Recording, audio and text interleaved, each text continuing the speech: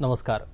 अडीच्या बातमीपत्रात मी विनायक घोडे आपलं स्वागत करतो. सुरुवातीला एक नजर ठळक बातम्यांवर. देशात यंदा सरासरी 93% मोसमी पावसाचा हवामान विभागाचा अंदाज. इंटरनेटचा समान अधिकार देणाऱ्या नेट न्यूट्रॅलिटीला सरकारचं पूर्ण समर्थन, रविशंकर प्रसाद यांची लोकसभेत माहिती.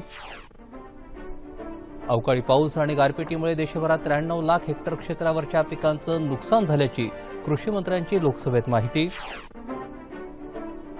वस्तू आणि सेवा कर विधेयक चालू अधिवेशनातच मांडून एप्रिल 2016ला कायदा लागू करणार अरुण जेटली.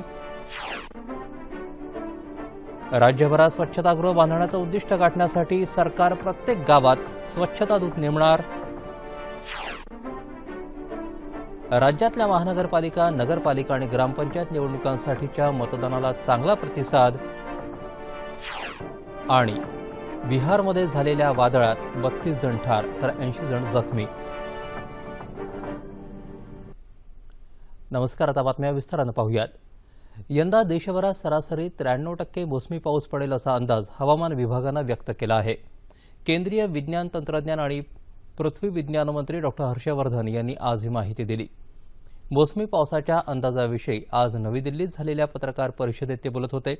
गेल्या वर्षीच्या तुलनेत यंदा मोसमी पाऊस कमी राहील, तसंच जून ते सप्टेंबरपर्यंत दीर्घ कालावधीत 93% पाऊस पडेल असं हवामान खात्यानं म्हटलं आहे.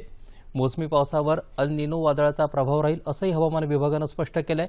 सरासरीपेक्षा कमी पावसाचा अंदाज व्यक्त करण्यात आल्याचा परिणाम मुंबई शेअर बाजार आणि निफ्टी या राष्ट्रीय शेअर बाजार निर्देशांकावर जाणवला. हे वृत्त कळताच दोन्ही निर्देशांक खाली आले. सर्वांना इंटरनेटचा समान अधिकार देणाऱ्या नेट न्यूट्रॅलिटीला सरकारचं पूर्ण समर्थन आहे, अशी माहिती केंद्रीय दूरसंवाद आणि माहिती प्रसारण मंत्री रविशंकर प्रसाद यांनी आज लोकसभेत दिली. सभागृहाचं कामकाज सुरू होताच काँग्रेस खासदार राहुल गांधी यांनी नेट न्यूट्रॅलिटीवर चर्चा करण्याची मागणी केली. इंटरनेटचा सर्वांना समान अधिकार आहे, त्यामुळे सरकारनं या संदर्भात कायदा करावा, असंही राहुल गांधी म्हणाले. मात्र हे सरकार इंटरनेटचा अधिकार उद्योगपतींना देऊ पाहत आहे, असा आरोप राहुल गांधींनी केला. रविशंकर प्रसाद यांनी हा आरोप पूर्णपणे निराधार असल्याचं सांगत हे सरकार कुठल्याही उद्योगपतींपुढे झुकणार नाही, असं स्पष्टीकरण दिलं. नेट न्यूट्रॅलिटीचा वाद सुरू होण्यापूर्वीच सरकारनं सर्वांना इंटरनेटची समान सुविधा देण्याला पाठिंबा दिला आहे. या मुद्द्यावर ट्रायनं अद्याप सरकारशी काहीही चर्चा केली नाही, त्यामुळे कुठला निर्णय घेण्याचा प्रश्नच येत नाही, असंही प्रसाद यांनी सांगितलं. डिजिटल इंडिया हा आमच्या सरकारचा नारा असून प्रत्येकाला इंटरनेट उपलब्ध करून देण्याला सरकारची प्राथमिकता राहील, असंही प्रसाद म्हणाले. त्याआधी भूसंपादन विधेयकाबाबत राहुल गांधी यांनी उपस्थित केलेल्या प्रश्नांना केंद्रीय भूपृष्ठ वाहतूक मंत्री नितीन गडकरी यांनी उत्तर दिलं. भूसंपादन विधेयक शेतकऱ्यांच्या हिताचंच असल्याचा पुनरुच्चार करत राहुल गांधी यांचे आरोप निराधार असल्याचं गडकरी म्हणाले.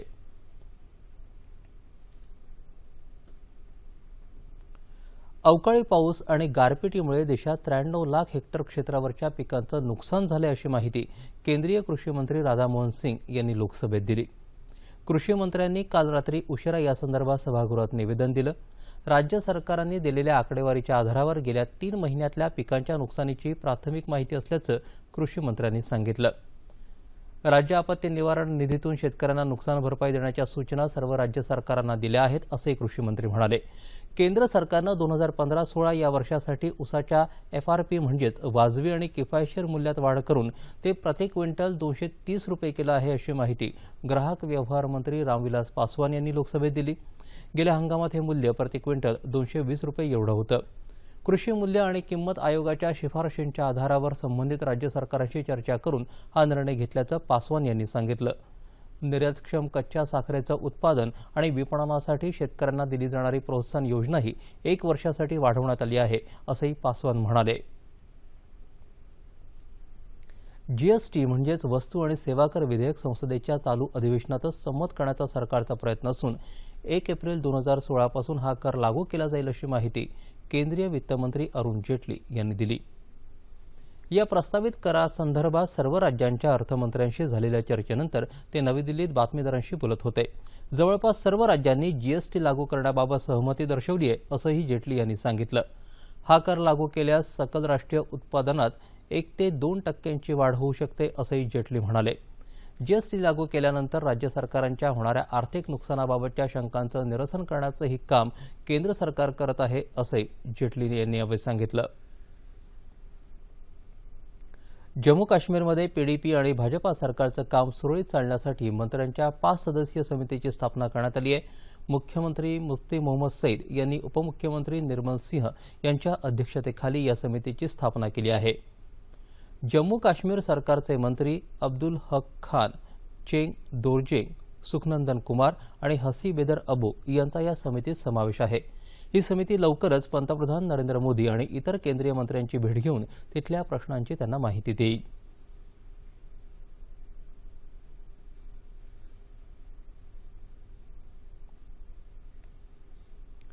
नवी मुंबई आणि औरंगाबाद महानगरपालिकांसह राज्यातल्या नगरपालिकांसाठी आज सकाळी 7:30 वाजता मतदानाला सुरुवात झाली. दुपारी 11:30 वाजेपर्यंत नवी मुंबईत 23% तर औरंगाबाद इथं 27% मतदान झालं आहे. नवी मुंबई आणि औरंगाबाद महानगरपालिकेच्या प्रत्येकी 111 जागांसाठी मतदान होत असून नवी मुंबईत 568 तर औरंगाबाद इथं 904 उमेदवार निवडणूक रिंगणात आहेत.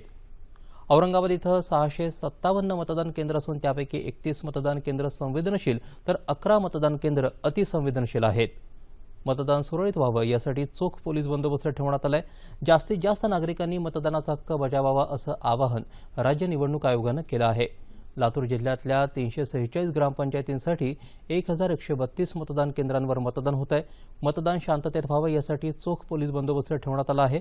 सकाळी 9 वाजेपर्यंत लातूर इथं 10% मतदान झालं असल्याची माहिती निवडणूक उपजिल्हाधिकारी डॉ. अनंत गव्हाणे यांनी दिली आहे. नागपूर जिल्ह्यात वाडी, मोवाड आणि कामठी नगर परिषदेसाठी आज मतदान होत आहे. या निवडणुकीत काँग्रेस आणि राष्ट्रवादी तसंच भाजप आणि शिवसेनेची युती नसल्यानं या चारही पक्षांनी आपापले उमेदवार रिंगणात उतरवले आहेत. वाडी नगर परिषद झाल्यानंतर पहिल्यांदाच निवडणूक होत असून 42,920 मतदार मतदानाचा हक्क बजावणार आहेत. नागपूरच्या तापमानानं 40शी पार केली असतानाही दुपारी 12 वाजेपर्यंत इथं 36% मतदान झालं होतं. संपूर्ण राज्यात येत्या 5 वर्षात 56 लाख स्वच्छतागृह बांधण्याचं सरकारचं उद्दिष्ट आहे. हे उद्दिष्ट गाठण्यासाठी राज्यातल्या प्रत्येक गावात एक स्वच्छता दूत नेमण्याचा सरकारनं निर्णय घेतलाय. या स्वच्छता दूतांपैकी 50% महिला असतील तसंच त्यांना वार्षिक 22,000 रुपये भत्ता दिला जाईल अशी माहिती पाणी पुरवठा आणि स्वच्छता मंत्री बबनराव लोणीकर यांनी वृत्तसंस्थेशी बोलताना दिली. ग्रामीण भागात 70% संसर्गजन्य आजार हे दूषित पाण्यामुळे होतात. त्यामुळे गावागावा शौचालय बांधण्याला सरकारचं प्राधान्य आहे. आजार होऊ नये यासाठी उपाययोजना करण्याचा सरकारचा प्रयत्न असून ग्रामीण भागात सार्वजनिक स्वच्छता राबवण्यावर भर दिला जाईल असं लोणीकर यांनी सांगितलं. स्वच्छता दूतांच्या नेमणुकीसाठीचं सर्वेक्षण पुढल्या महिन्यात केलं जाईल असंही त्यांनी सांगितलं. राज्याचा विकास करण्यासाठी सरकारचे प्रामाणिक प्रयत्न असून महाराष्ट्राला देशातलं उत्तम राज्य बनवण्याचा प्रयत्न राहील असं आश्वासन मुख्यमंत्री देवेंद्र फडणवीस यांनी दिलं. पुण्यात आयोजित 141व्या वसंत व्याख्यानमालेचं पहिलं पुष्प गुंफताना मुख्यमंत्री बोलत होते. संकल्पनेतला महाराष्ट्र या विषयावर राज्यात सध्या चालू असलेल्या विविध योजनांची रूपरेषा फडणवीस यांनी या व्याख्यानात मांडली. राज्यात तरुणांची संख्या मोठी असून त्यांना रोजगार दिला पाहिजे, मात्र त्यासाठी कौशल्यावर आधारित शिक्षण दिलं पाहिजे असं मुख्यमंत्री म्हणाले. राज्यात अनुदान न देता नागरिकांना कमी दरात वीज उपलब्ध करून देता येईल असं सांगत त्यांचा उद्योगधंद्यांना लाभ मिळेल असंही त्यांनी सांगितलं. राज्य मंत्रिमंडळानं सेवा हमी कायद्याला मंजुरी दिली असून लवकरच तो अंमलात आणणार असल्याचंही मुख्यमंत्र्यांनी यावेळी स्पष्ट केलं.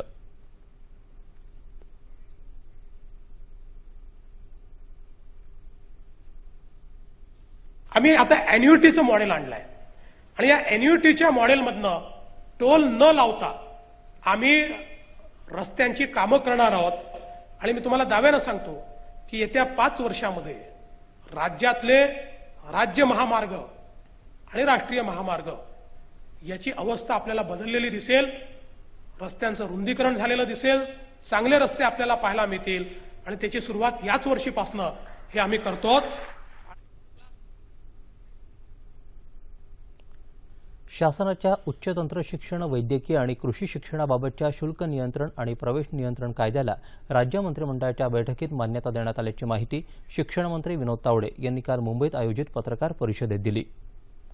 राज्य शासनानं याबाबत कायदा करावा अथवा निवृत्त न्यायाधीशांच्या अध्यक्षतेखाली समिती स्थापन करण्याचा निर्णय घेण्याचे आदेश सर्वोच्च न्यायालयानं दिल्यानंतर राज्य शासनानं तशी समिती स्थापन केल्याचं तावडे यांनी यावेळी सांगितलं. शुल्क आणि प्रवेश नियंत्रण कायदा विधानसभेत चर्चा करून मंजूर करण्याची शासनाची इच्छा होती, मात्र नवीन शैक्षणिक वर्षामुळे तातडीनं अध्यादेशाबाबत निर्णय घेण्यात आल्याचं तावडे यांनी स्पष्ट केलं. पराभवानंतर मतदारांनी विकासाऐवजी सहानुभूतीला साथ दिली असा आरोप काँग्रेसवाले करतात. पण शिवसैनिकांनी पक्षाच्या नात्यापेक्षा कुटुंबाचं नातं सामान्य माणसाशी जोडलं आणि आम्ही आमच्या विकास कामातून लोकांना विश्वास दिला म्हणूनच विजयी झालो, असं प्रतिपादन शिवसेना पक्षप्रमुख उद्धव ठाकरे यांनी केलं. मुंबईतल्या वांद्रे पूर्व विधानसभा पोटनिवडणुकीतल्या शिवसेनेच्या विजयी उमेदवार तृप्ती सावंत यांच्या विजयानिमित्त काल वांद्र्यात सभा झाली, त्यावेळी ते बोलत होते. इथली अपूर्ण राहिलेली कामं पूर्ण करून लोकांचा विश्वास सार्थ ठरवू असा विश्वास त्यांनी यावेळी व्यक्त केला. या कार्यक्रमाला Republican party of India Athawale गटाचे अध्यक्ष रामदास आठवले आणि भाजपाचे मुंबई अध्यक्ष आशिष शेलारही उपस्थित होते.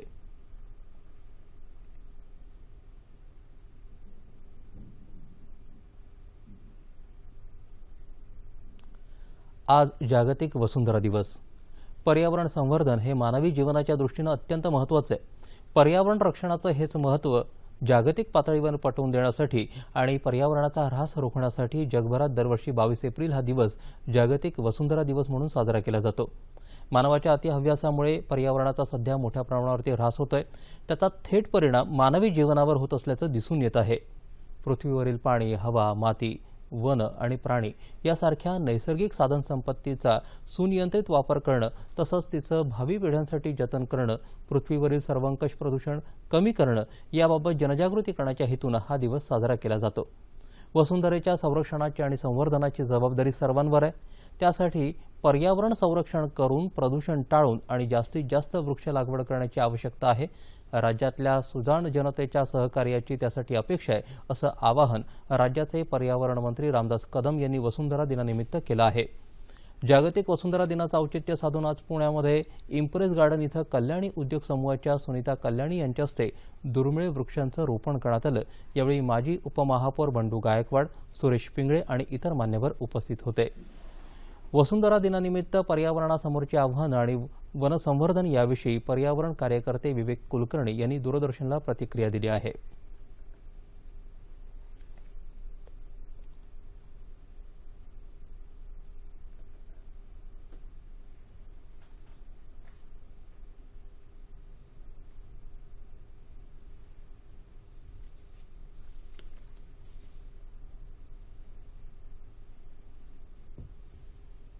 जागतिक वसुंधरा दिन म्हणून आजचा दिवस जगभर साजरा केला जातो आणि त्याला आता सगळीकडे राजमान्यता पण मिळालेली आहे. पण खरं बघायला गेलं तर असे दिवस हे आता फक्त सिम्बॉलिक दिवस म्हणूनच केवळ साजरे केले जातात. त्याचं महत्व खरं तर त्याच्यापेक्षा खूप जास्त आहे. आपण पूर्वीच्या काळी बघितलं तर एकंदरच झाडांचं महत्व, वनांचं महत्व, निसर्गाचं महत्व हे सगळ्या लोकांपर्यंत as a part of culture, आपली संस्कृती म्हणून बघितलं जायचं. आता हे संस्कृती रक्षणासाठी फक्त एवढेच दिवस मानले जातात. थोडेफार वृक्षारोपणाच्या वल्गना आज होतात आणि पण त्याच्या पुढे काही होत नाही. खरं तर आपल्याला या दिवसापासून श्री गणेशा करून पुढच्या वर्षीचा वसुंधरा दिन येईपर्यंत सतत म्हणजे वर्षभर पर्यावरणाच्या संदर्भात संरक्षणासाठी काम करणं आवश्यक आहे. आज वसुंधरा दिनानिमित्ताने मी एवढं म्हणू शकेन की लोकांनी आपल्या सोसायटी असतील तर तिथे अशा पद्धतीची झाडं वाढवण्यासाठी प्रयत्न केले पाहिजेत की केवळ एखादी फार वाढणारी सुबाबूल सारखी झाडं आहेत ज्याचा काही उपयोग नसतो किंवा अशोकासारखी झाडं आहेत ती नुसती आपण वारंवार लावतो तर त्याचा पर्यावरणाला कितपत उपयोग होतो हा प्रश्न असतो. तर ते न करता आपल्या मातीतली ज्या झाडांचा आपल्याला उपयोग होऊ शकतो, ज्याचा हवामान सुधारण्यासाठी उपयोग होऊ शकतो, अशा पद्धतीची झाडं चांगल्या पद्धतीने संयोजन करून लावणं आणि तिचं संवर्धन करणं हे फार महत्वाचं आहे. हे नाही केलं तर ज्या डूम्सडेची म्हणजे कदाचित अजून 50 वर्षांनी वसुंधरा दिन साजरा करण्यासाठी कितपत गोष्टी शिल्लक राहतील हा प्रश्न निर्माण होऊ शकतो. कारण केवळ झाडांची संख्या वाढवून आपल्याला पर्यावरण संरक्षणाचं जे विकसित आहे ते साध्य करता येणार. हे जर साध्य करायचं असेल तर क्वांटिटी बरोबर क्वालिटी ही सुद्धा तेवढीच महत्वाची आहे. तर त्यामुळे ही गुणवत्ता सुधारून एकंदरच पृथ्वीच्या जमिनीचा पोत सुधारणं आणि याच्यासाठी प्रयत्न करणं हे फार महत्वाचं आहे.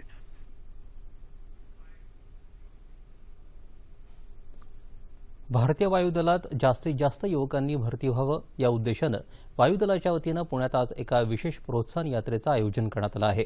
या यात्रेच्या माध्यमातून भारतीय वायुदलाचे अधिकारी विविध महाविद्यालयात जाऊन विद्यार्थ्यांना वायुदलाबद्दल उपयुक्त माहिती देणार आहेत. 20 मार्चला सुरू झालेल्या या यात्रेत आतापर्यंत दिल्ली, राजस्थान, महाराष्ट्र, गुजरात या 4 राज्यातल्या 45 महाविद्यालयातील 4,000च्या वर विद्यार्थ्यांना वायुदल आणि त्यामध्ये असलेल्या विविध विभागांचा परिचय करून देण्यात आला.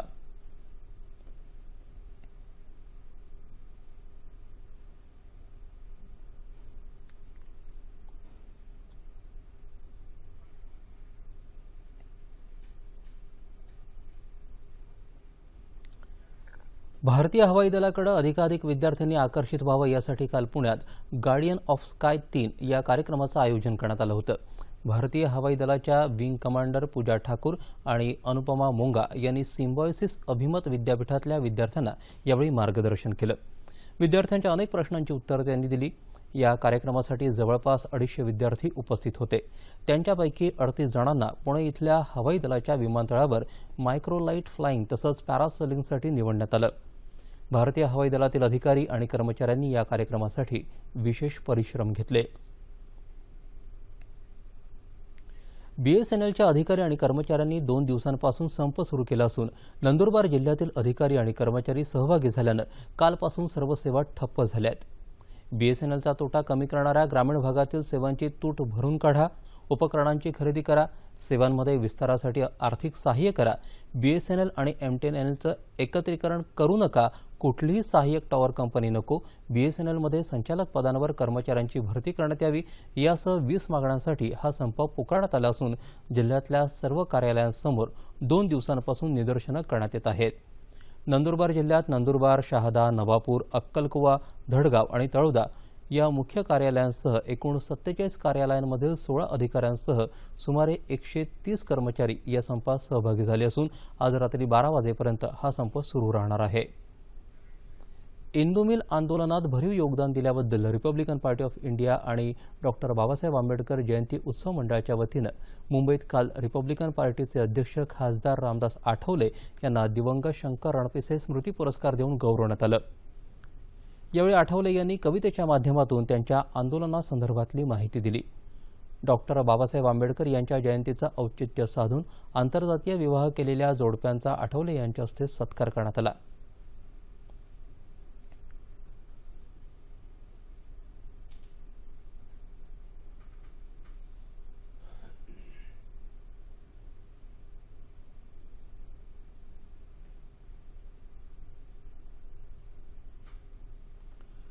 उस्मानाबाद जिल्हा मध्यवर्ती सहकारी बँकेच्या संचालक मंडळाची निवडणूक प्रक्रिया सध्या सुरू आहे.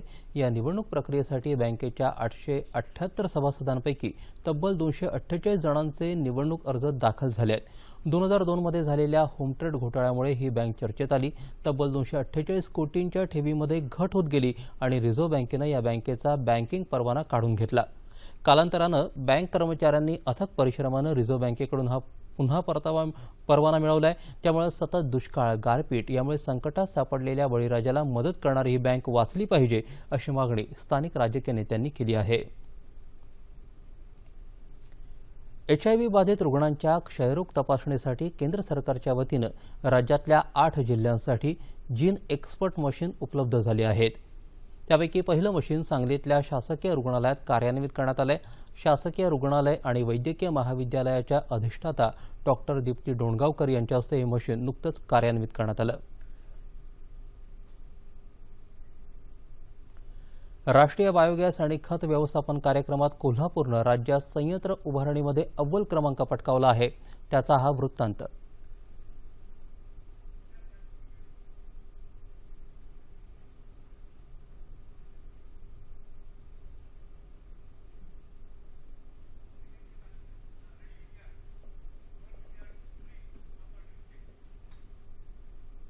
इंधनासाठी बायोगॅसचा वापर हा पर्यावरणस्नेही तसंच आर्थिकदृष्ट्या स्वस्त असल्यानं त्याला प्रोत्साहन देण्याचं धोरण केंद्र सरकारनं अवलंबलं आहे. राष्ट्रीय बायोगॅस आणि खत व्यवस्थापन कार्यक्रम 2014-15 हा त्या दृष्टीनं अतिशय महत्त्वाचा. बायोगॅस संयंत्र उभारणीच्या माध्यमातून त्याला चालना देण्याचं उद्दिष्ट प्रत्येक राज्याला केंद्रानं दिलं. राज्याच्या वाट्याला 14,200 संयंत्र उभारायचे होते. त्यापैकी 27% संयंत्र उभारणीचं उद्दिष्ट एकट्या कोल्हापूर जिल्ह्यानं पूर्ण करत बाजी मारली.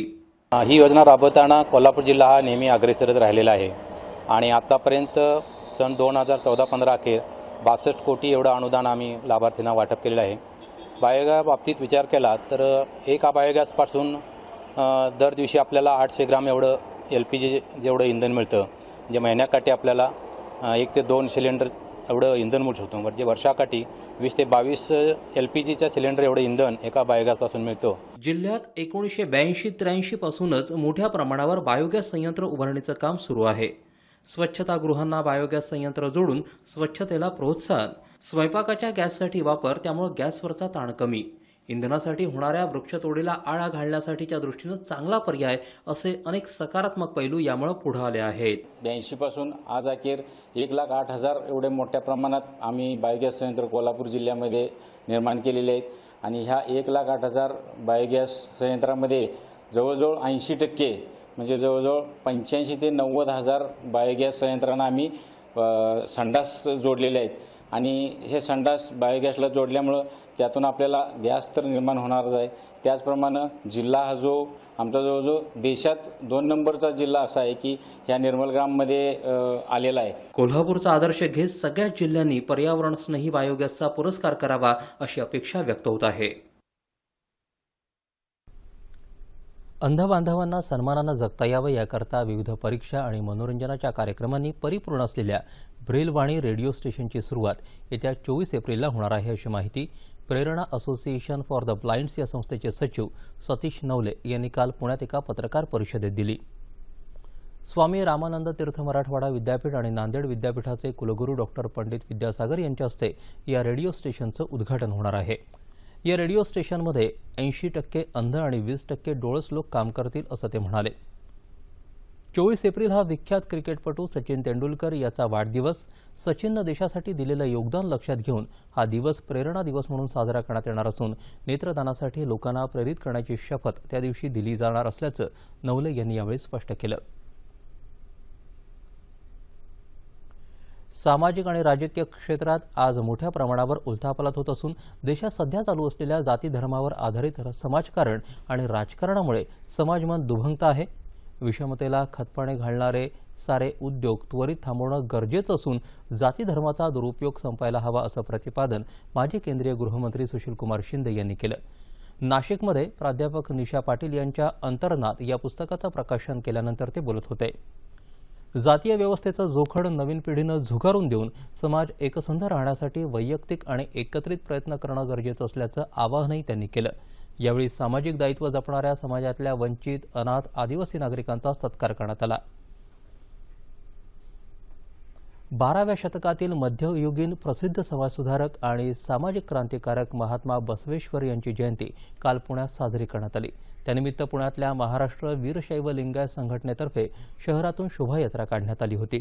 त्यात मोठ्या संख्येनं नागरिक सहभागी झाले होते.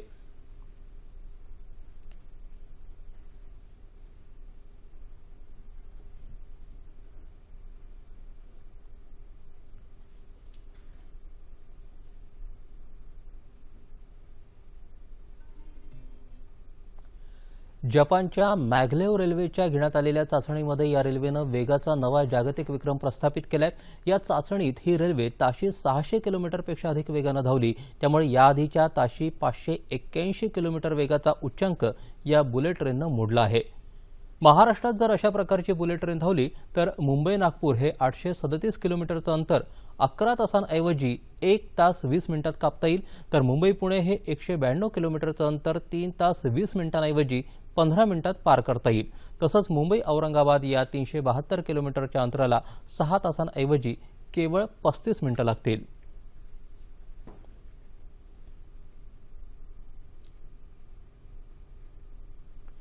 नेपाळ इथल्या धाडिंग जिल्ह्यात नौबिसे गावात आज भारतीय प्रवाशांना घेऊन जाणारी बस दरीत कोसळून झालेल्या अपघातात 12 यात्रेकरू ठार झाले असून 27 जण जखमी झालेत. त्यापैकी 6 जण गंभीर जखमी आहेत. नेपाळची राजधानी असणाऱ्या काठमांडू इथल्या पशुपतीनाथ मंदिराचं दर्शन घेऊन परतीच्या प्रवासाला निघताना हा अपघात झाला. या बसमध्ये गुजरातमधले एकूण 45 यात्रेकरू प्रवास करत होते. घटनास्थळी प्रशासन आणि स्थानिक लोकांच्या माध्यमातून मदतकार्य सुरू असल्याचं पोलीस अधीक्षकांनी म्हटलं आहे.